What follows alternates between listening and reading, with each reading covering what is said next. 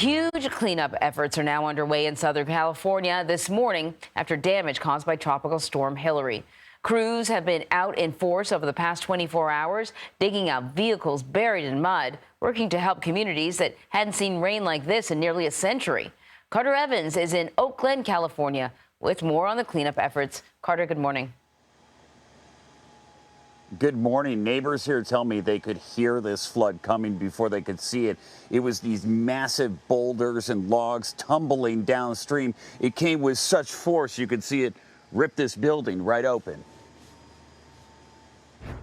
Entire neighborhoods buried in mud and debris after Tropical Storm Hilary battered desert towns and surrounding cities in Southern California.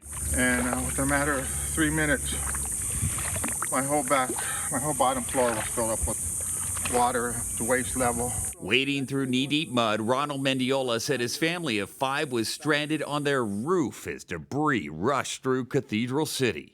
We did make it to safety by a Good Samaritan coming and actually passing by and picking us up. Rescue crews have been pulling trapped residents out of their homes, transporting some to safety by backhoe. Across Southern California, many tried to drive on flooded roads, and it didn't turn out well. San Bernardino County firefighters hiked to investigate a rumbling sound, only to find a massive debris flow coming right down at them. No one was hurt, but the crew was trapped at the station. We're going through the town, you can definitely see all the devastation. In Oak Glen, Kyle McCullough says his dad owned this building for years and planned to turn it into a restaurant. He just kind of planned on one day it was going to be his dream to open it back up for the community, but yeah. What's it look like inside? 10 times worse than the outside. That bad, huh? I don't think that we'll be able to fix it. It's flooded here before, but this time the community was prepared, setting up all these concrete barriers, and it worked. It kept the mud out of these homes.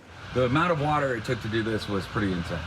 It was. The sound is like a train coming through the mountains. It doesn't stop, or like never-ending thunder. Suzanne Doucette has lived here for 9 years. We'll get it cleaned up. We've done it before. We'll do it again.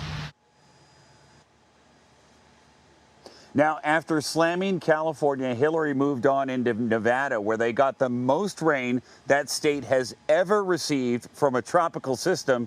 All as the cleanup continues here right now, but I spoke with the family that owns this building, and they tell me they don't even know where to begin.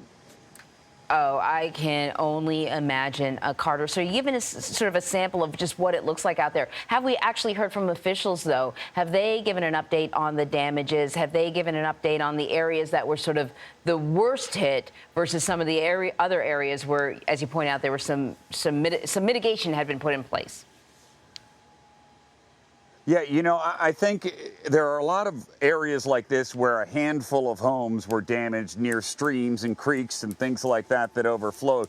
But it seems like the most significant damage was in the desert area near Palm Springs. You saw in the story, Cathedral City, people stranded in their homes there using a backhoe to rescue some people to get them to safety. And all those cars stranded in mud. In fact, a portion of the 10 freeway was closed for quite some time. So it's been a pretty big cleanup effort up in the desert.